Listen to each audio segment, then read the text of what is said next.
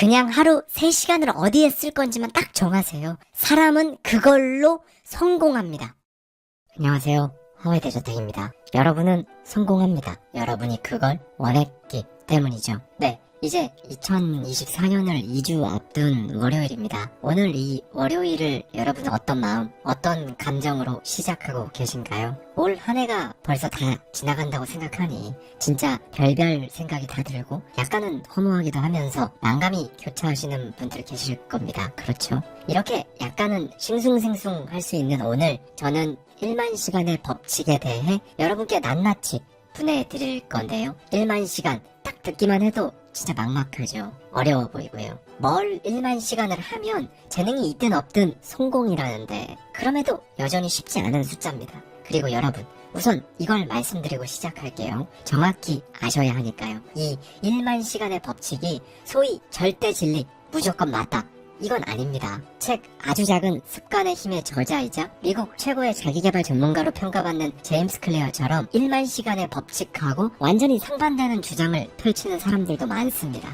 다만 그럼에도 불구하고 1만 시간의 법칙이 우리에게 주는 통찰은 정말 명확해요. 그리고 분명 우리 원하는 삶을 살고자 하는데 엄청난 도움이 되고요. 여러분, 사실 이 1만 시간의 법칙이 의미하는 게 열심히 하라, 이게 아니에요. 그렇게 하다 보면 어느 순간 그냥 툭 성공한다. 이 말에 담겨있는 진짜 의미를 전달하고 싶어서 정말 다양한 영역들에서 다들 이 법칙을 가져와서 이야기하는 거거든요. 하루 3시간씩 일주일을 하면 20시간입니다. 이렇게 10년을 하면 그 무엇이 되었든 사람은 그 분야 최고 전문가가 된다는 거예요. 10년이라고 하니까 진짜 까마득하게 느껴지시죠? 뭐 10년이면 강산이 변한다 이런 말도 있잖아요. 그런데 생각해보면 10년이 생각보다 그렇게 긴 시간이 아니에요, 여러분. 한번 돌이켜보세요. 10년 전이 막 엄청난 대과거가 아니거든요. 2002년 월드컵이 21년 전입니다. 10년이 아니라 20년이 넘었어요. 만약 10년 전부터 하루에 딱 3시간씩 여러분이 뭔가를 계속 그냥 해왔다면, 사람마다 다 다르겠지만 그 분야에 엄청난 전문가가 되어 있을 겁니다. 그렇죠? 네, 신기하게도 거의 대부분의 사람들은 늘 해오지 않았음을 후회합니다. 그래서 마크 트웨인이 이런 말을 한 거겠죠. 당신이 20년 후에 후회할 것들 중 대부분은 당신이 하지 않은 것들이다 라고 말이죠. 2023년 남은 2주, 그리고 정말 벼랑간 찾아올 2024년에는 후회 말고 다른 걸 한번 해볼까요? 비단 2024년에 한정할 필요도 없어요. 조금 길게 보는 겁니다. 10년 후에 여러분이 후회하지 않을 그걸 지금부터 아주 작게 시작하면 10년 후 여러분 삶 진짜 어떻게 달라지는지, 말콤 글래드웰의 저서 아웃라이어에 담겨있는 인사이트를 가져와서 저의 생각까지 더해서 다 말씀드릴게요. 저자는 먼저 우리가 성공에 대해 알고 있는 것은 전부 틀렸다 라고 말하는 사람입니다. 결국 기회, 환경에다가 운까지 따라준 사람만이 왕좌를 차지한다는 건데요. 저도 동의합니다. 더 나은 환경, 더 나은 교육과 기회가 따라주는 사람이 더 유리한 건 무시할 수 없는 사실이죠. 그런데 제가 저의 책 더 마인드에서 말씀드린 바와 같이 제가 말하는 성공은 1등이 아니잖아요. 원하는 것을 이룸. 제가 정의하는 성공은 이겁니다. 여러분이 원하는 삶을 사는 것. 이건 정말 누구나 그렇게 할 권리가 있다는 거예요. 그리고 그걸 위해 누구나 막 부러워하는 좋은 환경, 좋은 교육, 좋은 기회, 이 3박자가 다 맞을 필요는 없습니다. 심리학자 K. 안데르스 에릭손이 1990년대 초에 재능 논쟁의 사례 A라는 연구 결과를 내놓았거든요. 우선 이 연구팀은 바이올리니스트들을 3그룹으로 나눴어요. 첫 번째 그룹은 소위 엘리트였습니다. 장래의 세계 수준의 솔로 주자가 될 수 있는 그런 학생들이었어요. 두 번째 그룹은 그냥 잘한다 정도의 평가를 받는 학생들이었고, 세 번째 그룹은 프로급 연주를 아예 해본 적이 없는 학생들이었습니다. 자, 여기서 잠깐 체크하고 넘어가야 할 부분이 있는데요. 여러분도 바이올리니스트처럼 하루 중 주로 시간을 쓰는 어떤 특정한 일이 있죠. 여러분의 직업으로 설명되는 매일 반복하는 일련의 행동, 누군가는 사업일 수도 있고, 누군가는 뭔가를 만들 수도 있고, 누군가는 뭔가를 작성할 수도 있습니다. 아무튼 여러분이 가장 긴 시간을 할애해서 계속 반복하는 그 일에 있어서 여러분은 어떤 그룹에 속하길 바라시나요? 완전 엘리트 그룹에 속하길 바라는지, 혹은 그냥 잘한다 정도면 괜찮은지, 그것도 아니면 그냥 평범한 수준에 있길 바라는지, 이걸 여쭙는 겁니다. 네, 이제 그 다음 질문입니다. 지금 이대로 하면 여러분이 바라는 그 그룹에 속할 수 있을 것 같으신가요? 여기엔 예, 아니오로 답변하셔야 해요. 만약 아니라면 객관적으로 봤을 때 여러분은 지금 하는 일에 있어서 엘리트, 잘한다, 평범 이 세 그룹 중 어떤 그룹에 속하게 될 것 같으신가요? 여기서 씁쓸해하실 필요는 없습니다. 오늘 이야기를 기점으로 여러분이 진짜 그럴 마음이 있으면 여러분이 원하는 수준의 그 그룹에 속할 수 있게 기어코 10년 뒤에 그 모습을 볼 수 있도록 정말 마음에 와닿는 사례들을 말씀드릴 거니까요. 일단 결론은 이겁니다. 여러분이 스스로 하는 일에 대해서 엘리트, 잘한다, 평범 그룹 중에서요. 나는 어떤 그룹에 속하는구나 스스로 딱 느껴지거든요. 이 질문을 받으면 거의 대부분의 분들이 분명히 셋 중 하나를 스스로 고른단 말이죠. 무슨 근거로 이렇게 고를 수 있냐면요. 그 기저에는 여러분이 그 일에 대해 얼마나 연습했는지, 즉 여러분의 에너지를 얼마나 쓰고 있는지 스스로에 대한 평가가 알게 모르게 녹아 있어서 그렇게 고를 수 있는 거예요. 다시 실험으로 들어가 볼까요? 연구진은 이 세 그룹에게 정확히 똑같은 질문을 했습니다. 처음으로 바이올린을 집어든 순간부터 지금까지 얼마나 많은 연습을 하셨나요? 분석을 해보니까요. 세 그룹에 속한 모든 학생들은 대략 5살 전후로 바이올린 연주를 시작했던 겁니다. 그리고 이제 여기서부터 흥미로운데요. 초기 몇 년간은 전부 일주일에 2-3시간씩 비슷하게 연습을 했어요. 그런데 8살이 될 무렵부터 변화가 나타났습니다. 자기 반에서 연주를 가장 잘하는 아이들은 부모님이 아티스트여서 천부적인 재능을 물려받은 소위 재능 금수저인 아이들이 아니었어요. 그냥 딱 이거였습니다. 다른 아이들보다 연습을 더 했다. 이 차이 하나였던 겁니다. 이런 탑 클래스 아이들은요. 보니까 이제 9살 때는 일주일에 6시간, 10살 때는 12시간, 11살 때는 16시간으로 연습 시간이 점점 길어져요. 20살이 되면서부터는요. 자기 실력을 갈고 닦겠다는 확고한 목적을 가지고 일주일에 30시간을 연습합니다. 네. 20살이 되는 해 엘리트 그룹의 학생들은요. 말만 들으면 사람이 할 짓이 아닌 것 같이 들리는 그 1만 시간을 채우고 20대를 맞은 겁니다. 한마디로 성인이 되기 전에 이미 1만 시간을 채웠던 거죠. 자, 그럼 잘한다 정도 수준의 두 번째 그룹의 학생들은 어땠을까요? 그들이 연습한 시간은 총 8,000시간으로 1만 시간에 2,000시간이 못 미쳤습니다. 평범한 세 번째 그룹은 4,000시간을 연습한 걸로 집계 됐다고 해요. 엘리트 그룹에 들어간 학생들의 절반도 안 되죠. 그런데 이제 연구팀은 여기서 그치지 않습니다. 아마추어 피아니스트하고 프로 피아니스트들을 비교한 거예요. 그런데 신기하게도 결과는 정확히 똑같았습니다. 아마추어 그룹은 어릴 때부터 일주일에 3시간 이상 연습하지 않았어요. 하루 3시간이 아니라 일주일에 3시간입니다. 그리고 그 결과 20살이 되면 평균적으로 2,000시간 정도 연습한 것으로 나타난 거죠. 반면에 프로 그룹에 속한 이들은요.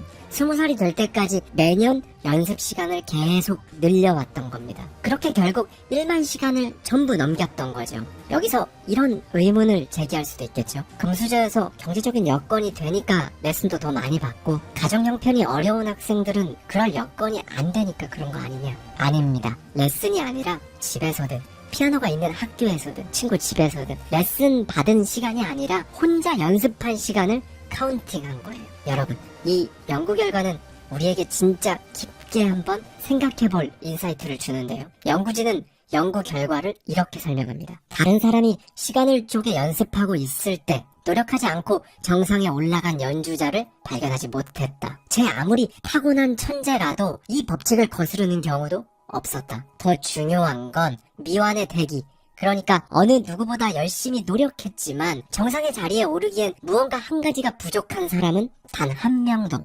발견되지 않았다. 네, 여러분, 이게 의미하는 바가 뭐냐면요, 미완의 대기 이런 거 없다는 겁니다. 누구보다 열심히 노력했음에도 불구하고 정상에 오르지 못한 사람은 단 한 명도 발견되지 않았다는 거죠. 이건 정확히 그 반대편 측면으로도 적용이 됩니다. 그러니까 엄청나게 뛰어난 재능을 지니고 있어도 어느 분야에서든 충분한 시간 동안 자신의 에너지를 들이지 않으면 세계적인 전문가의 위치에는 오를 수 없다는 거죠. 그럼 여기서 이런 의문이 또 생깁니다. 어릴 때부터 미친 듯한 천재성으로 악보를 써 내려간 모차르트는요. 꿈에서 멜로디가 들려 그대로 썼다는 비틀즈는요. 빌 게이츠는요.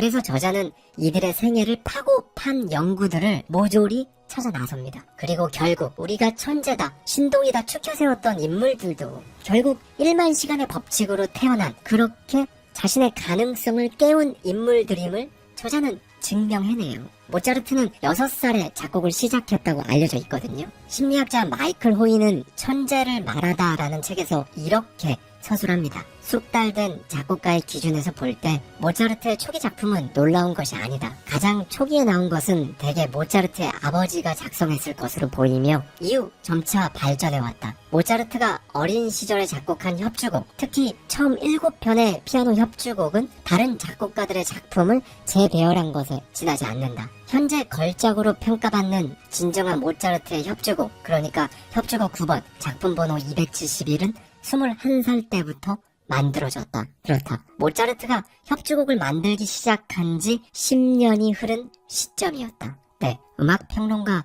헤롤드 쉔베르그를 비롯한 다수의 평론가들도요. 모차르트의 위대한 작품들은 전부 그가 작곡을 시작한 지 20년이 지나서야 나오기 시작한 것을 봤을 때 모차르트의 재능은 대중들에게 알려진 것보다 상당히 늦게 개발되었다고 평가합니다. 네, 결국 전 세계가 아는 이 천재도 10년입니다. 뭐 예술만 이런 건 당연히 아니고요. 머리가 엄청나게 좋거나 IQ가 높아야 된다고 흔히들 생각하는 체스도 똑같아요. 위대한 체스 그랜드 마스터가 되려면 약 10년이 필요하다는 건 서양 체스계의 정설입니다. 그럼 도대체 이 10년, 보다 정확히는 1만 시간이라는 건 도대체 뭘까요? 하찮은 모든 것들이 위대해지는 일종의 기준점입니다. 비틀즈도 똑같아요. 훗날 전 세계를 뒤집어버린 4명의 소년이 그저 열심히 연습하는 고등학교 락밴드에 불과했을 때가 있었습니다. 이들은 독일의 함부르크로부터 초대를 받았는데요. 이들은 허름한 한 클럽에서 연주가 소위 끊어지지 않게, 그러니까 쉬는 시간 없이 쭉 해달라는 요청을 받아요. 월급도 제대로 안 나오고 음향도 허술하고 뭐 하나 제대로 갖춰져 있지 않은 그런 곳에서 주구장창 연주만 한 거죠. 그렇다고 손님들은 귀를 기울였을까요? 아니요. 진짜 아무도 신경 쓰지 않았어요. 그냥 늘 틀어져 있는 카페 BGM처럼 그들은 그저 엄청난 시간을 연주만 했을 뿐입니다. 사실 무대라고 부를 수도 없는 구석에서 말이죠. 당시 비틀즈의 드러머였던 피트 베스트는 말합니다. 우리는 일주일에 7일 밤을 연주했다. 처음에는 밤샘 연주가 끝날 무렵 손님은 겨우 12명에서 30명 정도만 남아있었지만 우리 실력이 점점 좋아지면서 토요일과 일요일 아침까지 우리 연주를 듣기 위해 밤새 남는 손님들이 늘어갔다 라고요. 네, 비틀즈는 사실 데뷔하기도 전에 1960년에서 1962년 말까지 장장 2년이란 기간 동안 주말엔 밤새 연주하는 것까지 포함해서 꼬박 주 7일 계속 연주한 거예요. 전 세계에 엄청나게 많은 수많은 밴드들을 다 뒤져봐도 이만큼 연주를 한 밴드를 찾지 못했다고 하는데요. 비틀즈가 전 세계적으로 대박을 터뜨린 1964년까지 이들은 사람이 생각해낼 수 있는 모든 버전의 노래들, 로큰롤부터 재즈까지 다 소화합니다. 그렇게 비틀즈와 다른 밴드들과의 격차가 벌어지기 시작한 거죠. 그럼 장르를 완전히 건너서 이제 빌 게이츠를 한번 볼까요? 어린 시절부터 머리가 트인 빌 게이츠는 학교 공부에 흥미를 금방 잃는 편이었다고 합니다. 부모님의 고민이 깊어졌겠죠. 결국 빌의 부모는 아들을 공립학교에서 사립학교로 전학시킵니다. 거기서 빌은 컴퓨터 클럽이라는 걸 운영하기 시작해요. 그리고 이제 컴퓨터실에서 살다시피 합니다. 다른 과목은 아예 제쳐두고 심하게 몰입했죠. 저녁마다 컴퓨터실로 향했고 주말엔 프로그래밍을 했습니다. 당시에는 이 컴퓨터란 기술 자체가 익숙치 않아서 기업들이 프로그래머를 구하기도 쉽지가 않았는데요. 뭐 대학에도 컴퓨터실이 없던 시절이니까요. 그런데 기업들이 이 컴퓨터 클럽에 속해 있는 학생들의 존재를 알게 되었고 TRW라는 기술회사가 가장 먼저 빌 게이츠와 이 학생들을 알아챕니다. 그리고 그렇게 빌 게이츠라는 사람의 역사가 시작된 거죠. 빌 역시 1만 시간의 법칙에 고스란히 적용이 된다고 저자는 강조를 합니다. 네, 여러분.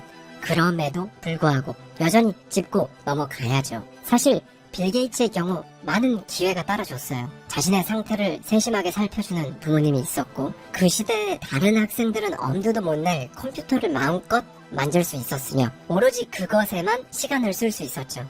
네, 그 모든 기회를 통해 빌은 추가적인 연습 시간을 얻었습니다. 이건 팩트죠. 그리고 빌 게이츠 스스로도 그런 행운을 누렸다는 점을 인정해요. 모차르트도 마찬가지고 어쩌면 비틀즈도 마찬가지일 수 있어요. 사실 상황이 따라주지 않으면 온전히 그것에만 집중하고 연습하기 어려운 건 맞아요. 그래서 우리는 부러워합니다. 누구를요? 어릴 때부터 정말 온전히 자기가 하고자 하는 것에 집중해서 가능성이라는 걸 제대로 깨울 수 있었던 사람들을요. 네, 여러분.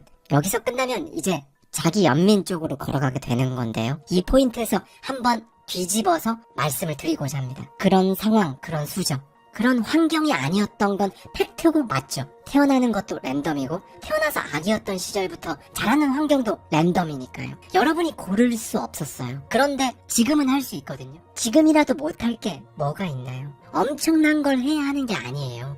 하루 3시간, 일주일에 20시간입니다. 이렇게 했을 때 10년이라는 거예요. 하루 6시간씩 하면 5년이면 인생 바뀐다는 겁니다. 하루 12시간씩 하면 2년 반 만에 인생 바꿀 수 있고요. 진짜로 진심으로요. 여러분이 물고 늘어지는 그 부분에서 타의 추종을 불허하는 사람이 된다는데, 인생 바뀐다는데 왜 못하나요? 사실 또 하나의 명백한 팩트는요, 그 분야에서 그것만 주구장창 해온 사람이 늘 성공하는 건 거의 공식 수준으로 들어맞는 겁니다. 살면서 집중하는 구간이 없이 삶을 살아왔는데 왜 나는 인생이 안 바뀌나? 왜 나는 부자가 안 되는 건가? 라고 하는 건요, 사실 조금만 생각해보면 스스로 답을 금방 아실 수 있을 거예요. 4,000시간 연습했는데 1만 시간 연습해서 훨씬 잘하는 사람을 보면서 왜 나는 저 사람만큼 못하나? 4,000시간이나 1만 시간이나 그게 그거 아닌가? 이렇게 생각하는 거랑 똑같은 거예요. 만원권 지폐를 손에 쥐고 이 돈이 왜 5만원짜리가 아니지? 라고 생각하는 거랑 같은 거. 이 부분에서 저자는 이런 조언을 해줍니다. 이제는 당신이 향하는 바로 그 관심사에 연습 시간을 확보하는 삶을 살아보라 라고 말이죠. 사실 어느 순간 자신이 해야 할 게 딱 직감적으로 떠오른다는 노인, 제가 많이 말씀드렸죠. 이것도 최소한의 연습 시간을 쌓아야 그게 노인인지 아닌지 딱 잡아낼 수 있는 거예요. 비틀즈도 대략 1200시간 정도 공연하고 연습했던 그 시점에 자신들이 써낸 악보가 머리에 그려졌다고 하니까요. 네, 일단은 1만 시간 말고 10분의 1이라도 시간을 먼저 쌓아보십시오. 그러면 노인의 순간이 옵니다. 이거다, 이거구나 라는 감각이 여러분에게 찾아오는 거예요. 원하는 것을 이룬다는 건요, 늘 바라만 온 그 상상을 눈앞에 현실화시킨다는 건요, 이렇게 이루어지는 겁니다. 시간을 쌓는 과정에서 내 직감 안테나가 시키는 대로 가는 것, 연습과 노인의 합, 오로지 이 두 개의 몸을 싣고 가다 보면 툭 찾아옵니다. 여러분이 바라는 그 순간이요, 후회하는 감정과 불안한 감정이 뒤엉켜 쌓여서 지금 여러분이 시간을 할애하는 그 일이 나한테 맞는 건지도 잘 모르는 상황이라면요, 혹은 여러분한테 맞지 않다는 걸 알지만 방향을 틀지 못하는 상황이라면 부디 여러분 스스로를 돌아볼 시간을 주십시오. 여러분을 철저히 고립시켜서요, 그거 하나로 끝장을 봐야 됩니다. 여기서 중요한 건요, 그 하나가 남들이 와 할 만한 그런 게 아니라는 거예요. 성공의 색은 물감의 종류와는 비교조차 할 수 없을 정도로 진짜 너무 다양하잖아요. 본인이 요리하는 모습이 좋아서, 살림하는 게 의외로 재밌어서, 빵이 좋아서, 하늘의 달이 너무 이뻐서, 뜨개질이 좋아서 그것만 주구장창 찍어 올렸더니 그걸로 생각지도 못한 수입이 나고 인생이 바뀌는 게 지금 우리가 사는 시기잖아요. 네, 여러분, 사람은요, 자기가 진정으로 하고 싶은 것을 할 때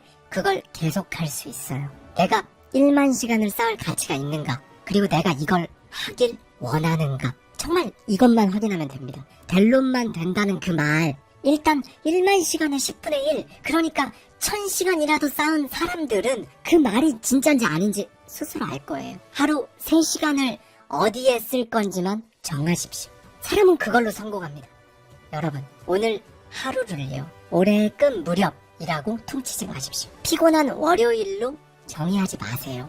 대신에 1만 시간, 그 새로운 시작에 나는 뭘 할 건지, 혹은 지금 내가 쌓고 있는 시간이, 에너지가 잘 가고 있는 건지 진짜 한번 생각하는 하루로 정의해 보셨으면 좋겠어요. 그렇게 해보시기를 정말 진심으로 바랍니다.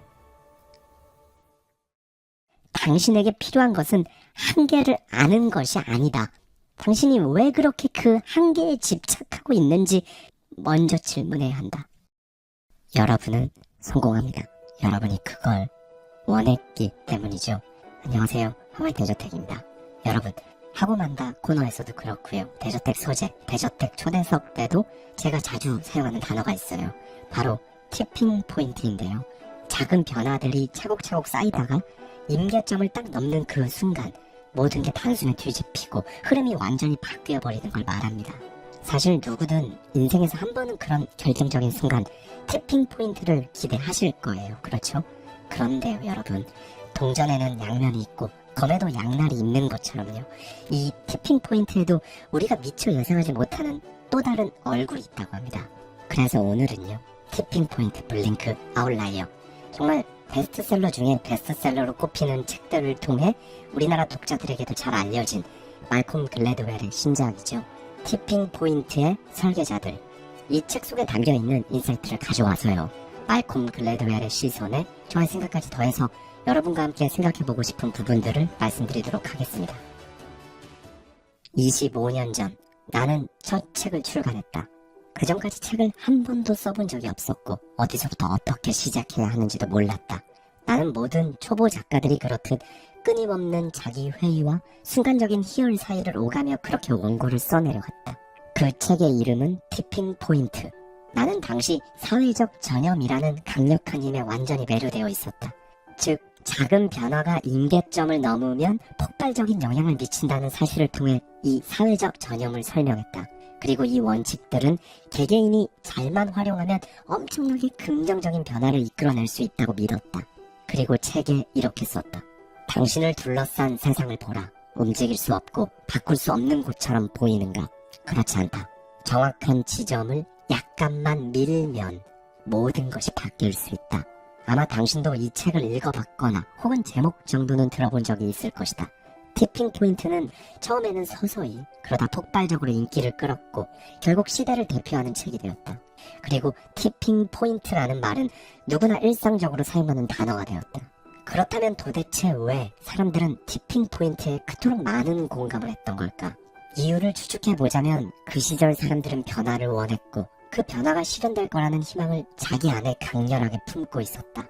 2000년대 초반, 냉전은 끝났고 범죄율과 사회 문제도 눈에 띄게 감소했다. 새로운 밀레니엄이 시작되었고 미래는 한없이 밝아 보였다.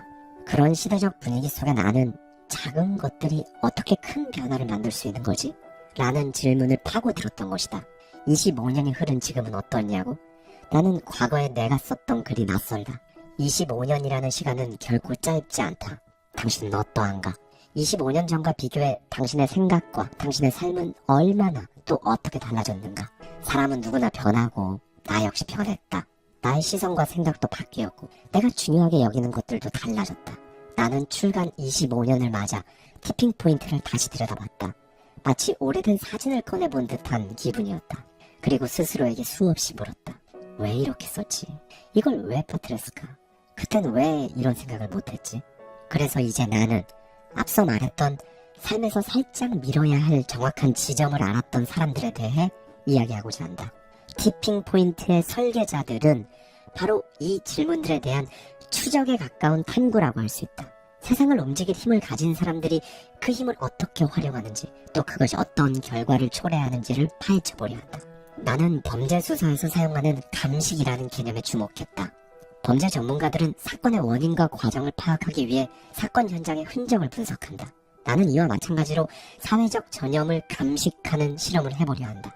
세상을 움직일 그런 힘을 가진 사람들은 모두 의도적이든 무심코든 선의에서든 악의에서든 사회적 전염의 경로와 형태를 바꾸는 선택을 해왔다. 그리고 그 선택들은 나와 당신에게 질문이 던진다. 25년 전 나는 사회적 전염의 힘을 그저 긍정적인 시선으로만 바라봤다. 하지만 지금 나는 그 어두운 이면과 마주하고 있다. 그렇다. 티핑 포인트는 언제든 양날의 검이 될 수 있다. 모르는 게 약인가? 아는 게 힘인가? 나는 믿는다. 아는 게 힘이다. 부동산 중개업자 리처드가 나를 태우고 자신의 고향을 안내했다. 차창 밖으로 지나가는 사람들에게 그는 자연스럽게 손을 흔들었다. 몇몇 집을 가리키며 그 집을 누가 샀는지, 자녀는 몇 명인지, 또 어떤 일을 하는 사람인지 설명해 주었다. 나는 그에게 이곳이 가진 특별함이 무엇이냐고 물었고 그는 주저없이 말했다.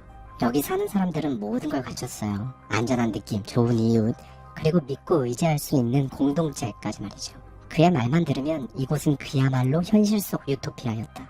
집들은 서로 가까이 붙어 있어 이웃 간의 친밀함을 강조하는 듯했다. 리처드는 말했다.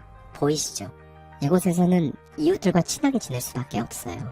이곳에는 없는 게 없었다. 축구장과 야구장, 테니스 코트, 조깅 코스, 동물농장, 가족 친화적인 골프클럽, 보트와 카약을 즐길 수 있는 작은 해변까지 갖춰져 있었다.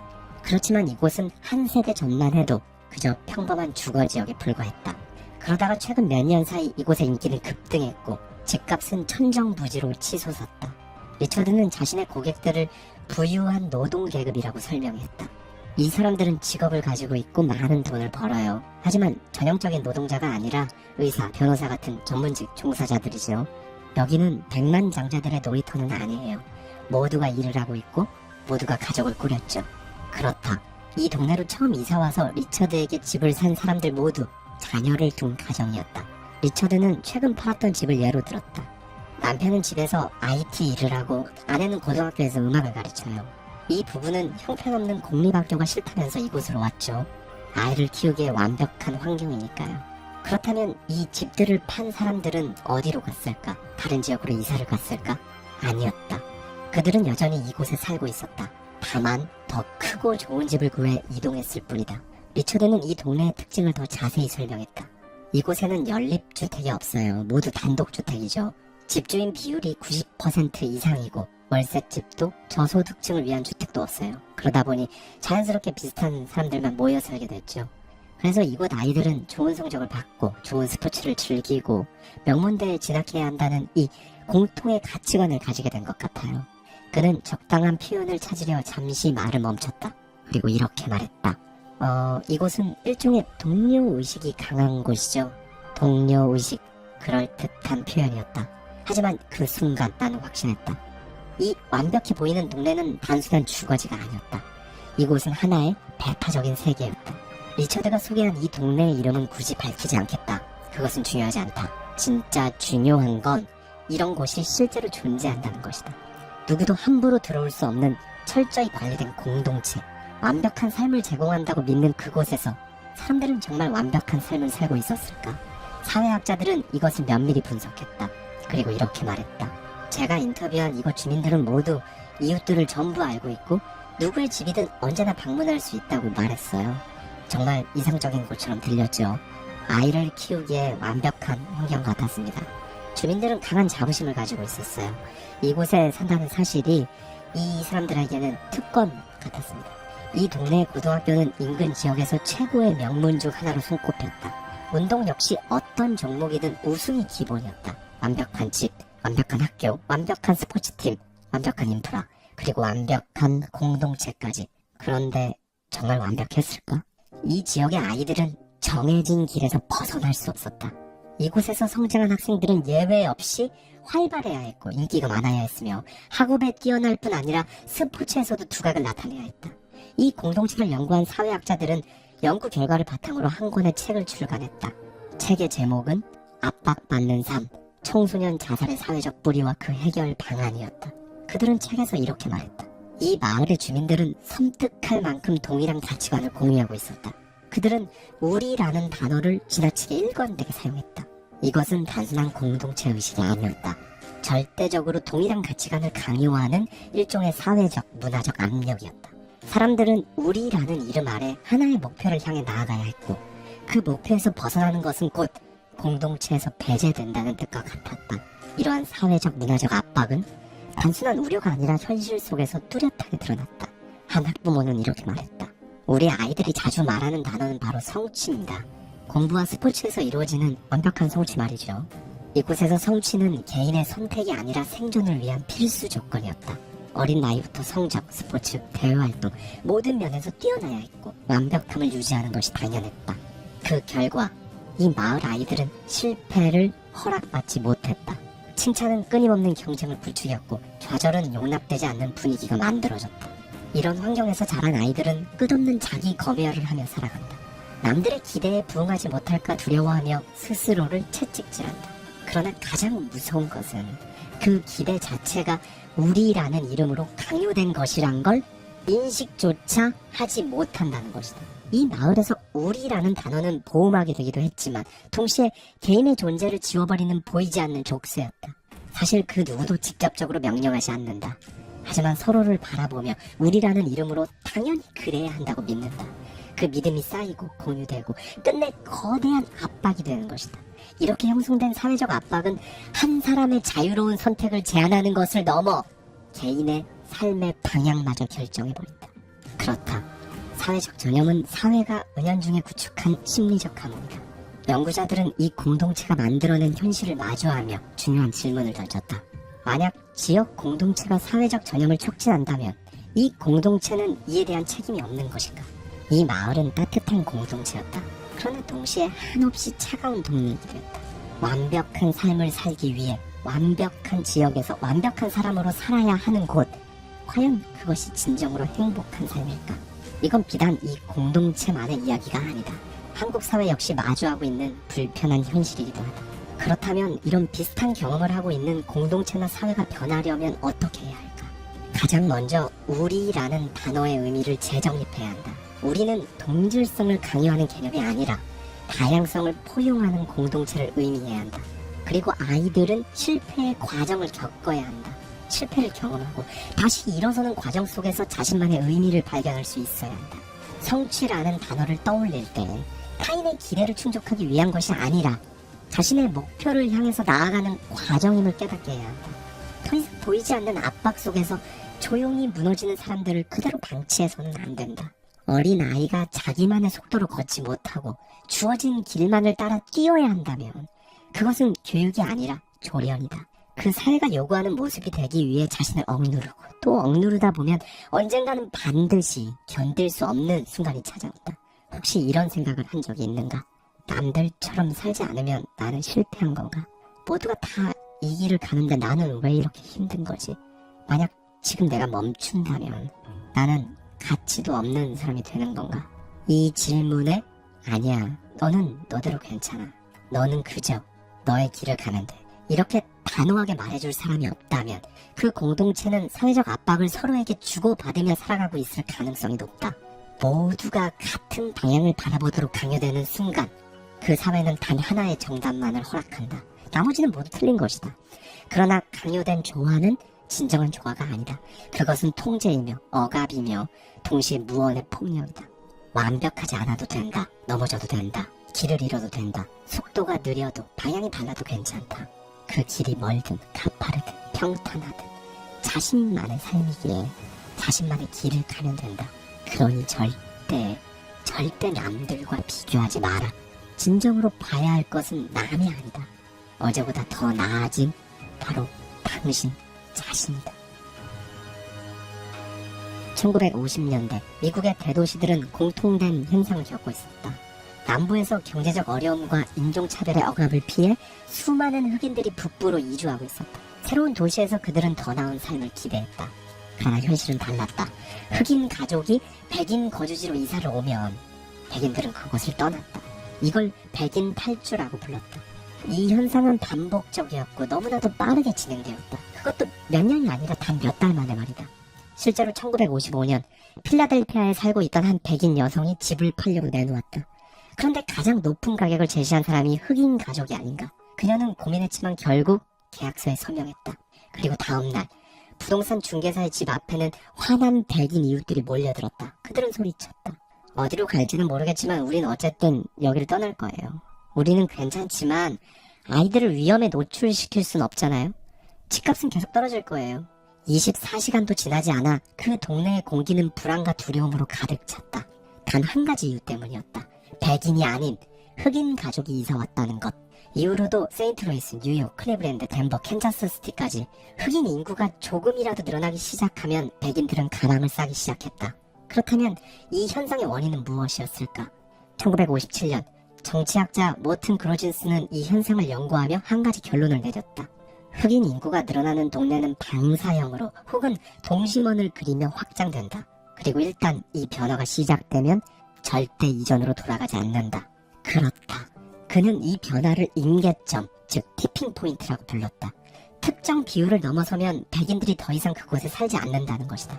이 임계점은 도시마다 동네마다 달랐다. 어떤 곳은 흑인 비율이 5%만 넘어가도 백인들이 떠났고 어떤 곳은 20%까지 유지되다가 한순간에 무너지기도 했다.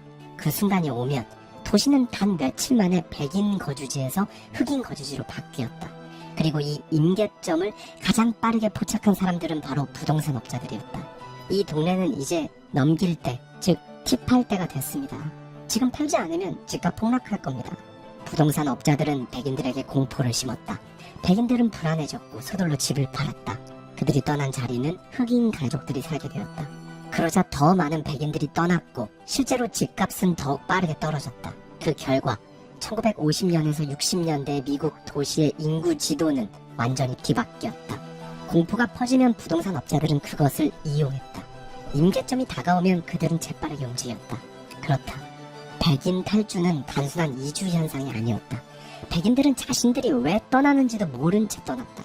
그렇게 그들이 떠나면서 미국의 도시들은 점점 더 극단적인 인종적 분리를 향해 나아갔다. 이 과정에서 사회운동가 솔 앨런스키는 백인 지도자들에게 중요한 질문을 던졌다. 그렇다면 백인들은 도대체 어느 정도까지 흑인들과 함께 살 수 있죠? 5%. 흑인이 존재하지만 백인 주류 사회를 위협하지 않는 비율이라고 말했다. 10에서 15%. 마지못해 받아들일 수 있다고 말했다. 25%. 불안하긴 하지만 괜찮다. 30%. 워싱턴 DC의 교육감은 단언했다. 30%를 넘으면 백인들은 떠난다. 10년 내에 그곳은 99% 흑인 거주지가 된다. 시카고 주택청장도 똑같은 말을 반복했다.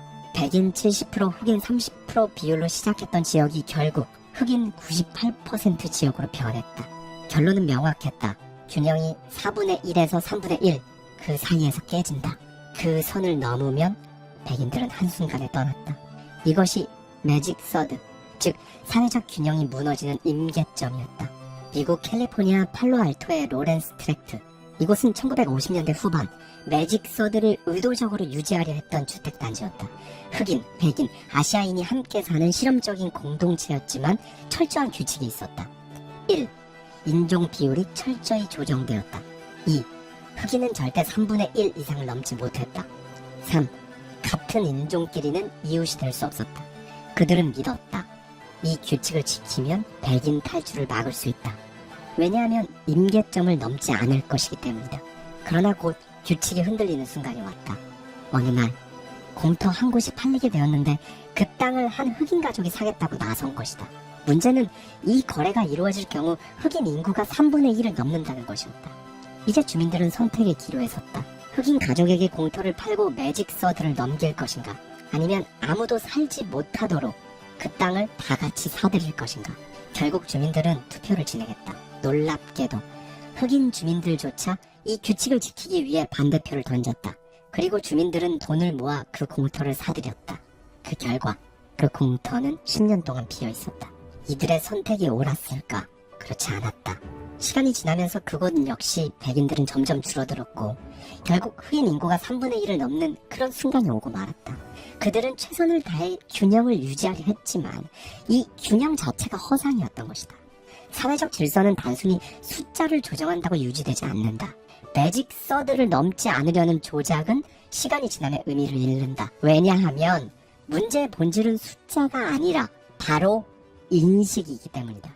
오늘날에도 우리는 비슷한 형태의 보이지 않는 경계선을 만들어가고 있다. 회사에서 여성 임원 비율은 몇 %까지가 적절한가? 이민자가 몇 % 이상이면 사회가 불안해지는가? AI가 몇 % 이상을 차지하면 인간의 역할이 사라지는가? 우리는 여전히 안전한 비율을 개선하며 살아간다. 그러나 정말 중요한 것은 숫자가 아니다. 사람들은 흑인이 30%를 넘으면 백인들이 떠난다고 말했지만 사실 흑인 30%가 직접적인 위협을 가한 적은 없었다. 그저 사람들이 그렇게 믿었을 뿐이다. 그리고 그 믿음이 현실을 만들었다. 사람들이 실제로 두려워하는 것은 통계적 숫자가 아니라 심리적 경계선이기 때문이다. 만약 백인들이 흑인과 공존하는 법을 배웠다면, 만약 사람들이 이유 없이 집단적 공포에 휘둘리지 않았다면 매직 서드는 단순한 숫자에 불과했을 것이다. 그러나 사람들은 숫자 자체에 의미를 부여하고 보이지 않는 선을 만들었다. 이건 당신도 마찬가지다. 당신은 어디까지를 당신의 한계로 정할 것인가? 그리고 그 한계가 정말 존재하는가? 아니면 그렇게 믿고 싶은 것인가? 당신에게 필요한 것은 한계를 아는 것이 아니다. 당신이 왜 그렇게 그 한계에 집착하고 있는지 먼저 질문해야 한다. 생각해보라. 당신은 이 말들을 지금껏 수없이 당신 스스로에게 반복해왔다. 이건 어쩔 수 없지 뭐. 세상이 원래 다 그렇지. 나는 책임이 없어. 그럼 이제 당신은 무엇을 할 것인가? 세상은 변하지 않는다. 그러나 당신이 변하면 당신의 세계는 변한다. 감사합니다. 지금까지 하와이 데저택이었습니다.